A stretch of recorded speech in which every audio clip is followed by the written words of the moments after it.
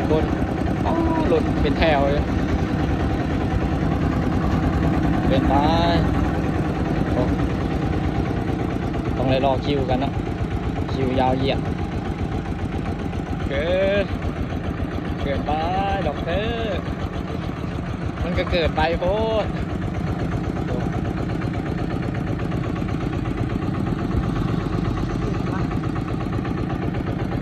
เกินไปรถโคตรหลายเลยเบิ่งแล้วก็